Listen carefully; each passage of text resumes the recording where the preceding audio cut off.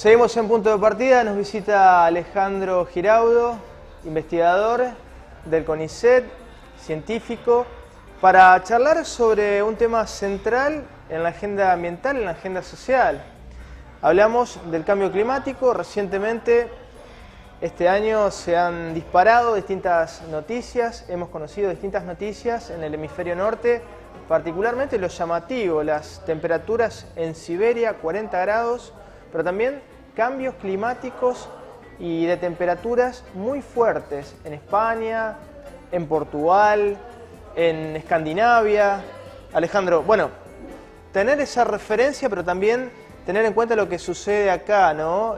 Respecto al cambio climático, porque lo que sucede en esas latitudes también repercute en nuestro medio. Sí, efectivamente, Luis. Lo que estamos viendo es un problema verdaderamente global, ocasionado lógicamente mayoritariamente por las emisiones de los países más industrializados del mundo. El mayor responsable es Estados Unidos, que más liberó gases invernaderos, dióxido de carbono y otros gases como los fluorocarbonados. Sigue China y Europa, obviamente los lugares donde más producción hay y más se queman combustibles fósiles. Ellos como responsables, digamos, por ejemplo, China y Europa han tomado cartas en el asunto, pero llamativamente Estados Unidos, que con Obama tenía una política de apoyar la disminución de dióxido de carbono, de llegar a energías más limpias, porque sí. Estados Unidos básicamente quema carbón de coque.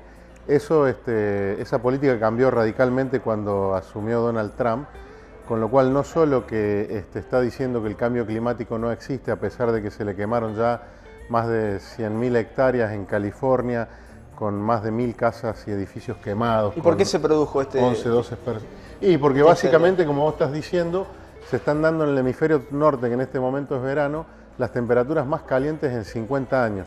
Y eso ha ocurrido ya en los 3, 4 últimos años. O sea, las previsiones y las previsiones que hacían los científicos sobre el cambio climático se están dando incluso más rápido de lo que se creía.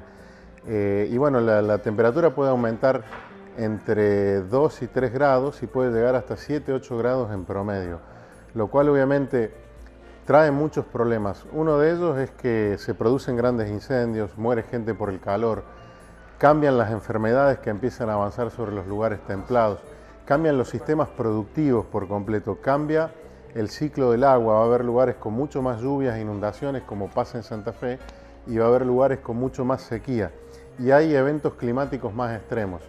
El cambio climático verdaderamente puede ser un problema civilizatorio en muy poco tiempo y es algo que hay que atender globalmente, pero también tenemos mucho para hacer localmente, porque por ejemplo Santa Fe tiene una de las tasas de deforestación de bosques más altas del mundo y Argentina también, y la provincia de Salta es una de las provincias con mayor tasa a nivel mundial, incluso más tasa de deforestación que África.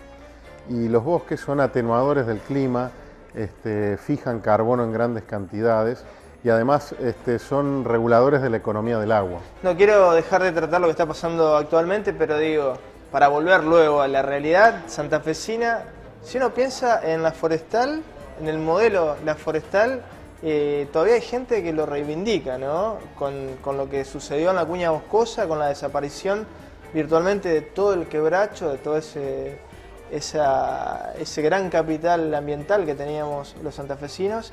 Todavía hay gente, a pesar de toda la documentación y digamos en muchos aspectos, no solo en lo ambiental, sino también en lo económico, en lo social, que sigue defendiendo este modelo, ¿no? Sí, es algo muy llamativo porque fue verdaderamente una minería de árboles, la empresa se enriqueció increíblemente, se dejó un grave impacto ambiental y hoy en día esa región ya no tiene un recurso valioso o ese recurso es relativamente escaso, ya no existen los quebrachos de otrora y de hecho seguimos deforestando y seguimos modificando. Y además, bueno, esa empresa cuando vio que el negocio era otro y encontró una acacia de la cual podría estar tanino en África, se fue muy rápidamente. Y nos dejó el impacto, lo que ellos llaman las externalidades ambientales, nos dejaron a nosotros, que ese es un problema que lo vamos a vivir durante cientos de años. Y volviendo a la realidad santafesina, a la deforestación actual, esto es, como bien decías Alejandro, es una problemática para atender urgentemente, ¿no? Se está atendiendo, pero evidentemente Digo, se está atendiendo porque hay gente del sector científico y hay también funcionarios que tienen muy buenas intenciones, pero parece que no alcanza.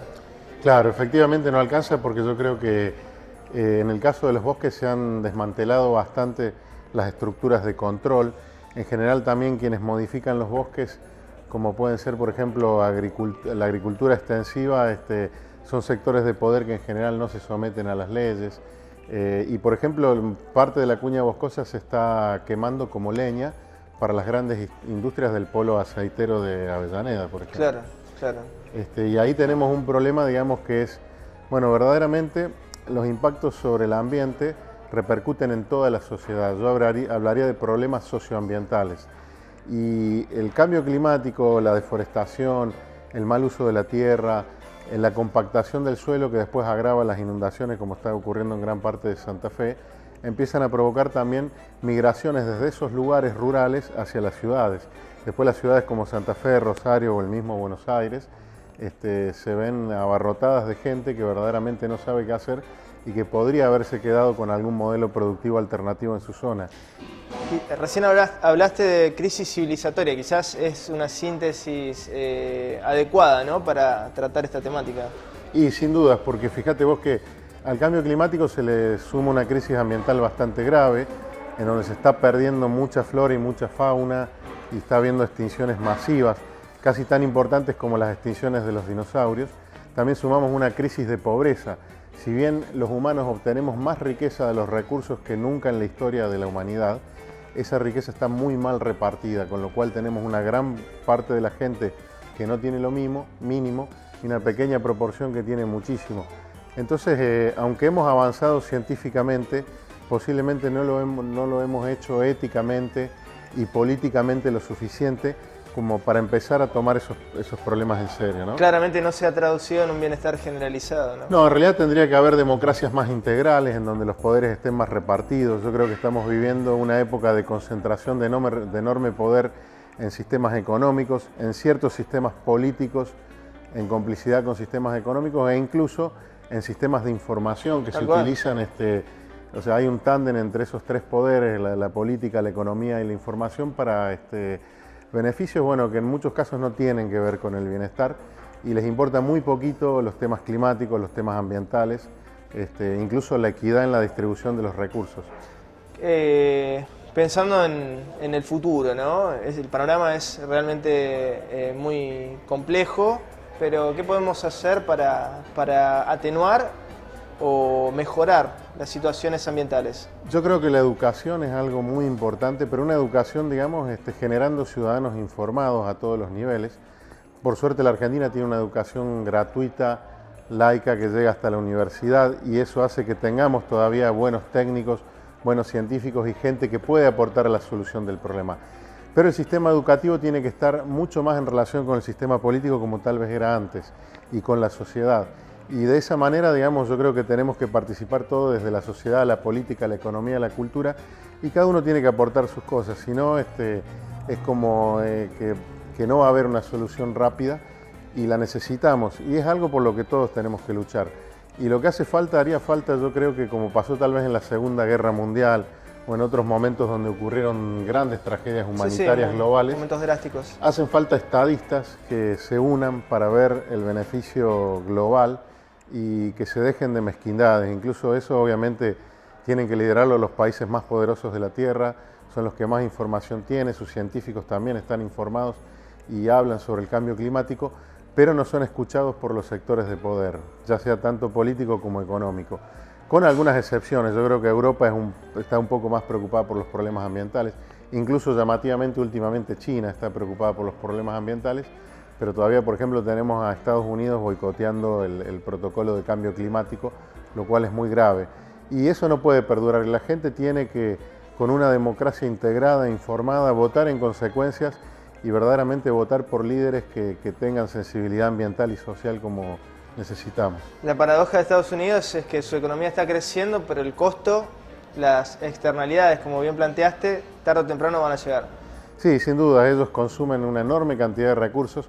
Buena parte de esos recursos se generan en el tercer mundo, no son de ellos. Por ejemplo, consumen madera de Brasil o del Congo, de la Argentina. Y claro, entonces ellos tienen una situación de conservación que mejora en sus bosques, pero empeora en gran parte del mundo. Entonces tenemos esas externalidades que no entran en las ecuaciones económicas clásicas, pero las terminan pagando las sociedades de algún país. E incluso Estados Unidos sigue siendo un modelo de desarrollo en donde hay muchas desigualdades. Yo prefiero los países nórdicos, Canadá, por ejemplo, que tiene modelos alternativos, y algunos países con sociales democracias en Europa que verdaderamente todavía tienen en claro que tienen que gobernar para la mayoría de la gente.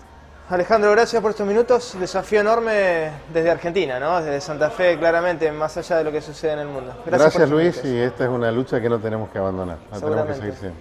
Seguimos en punto de partida.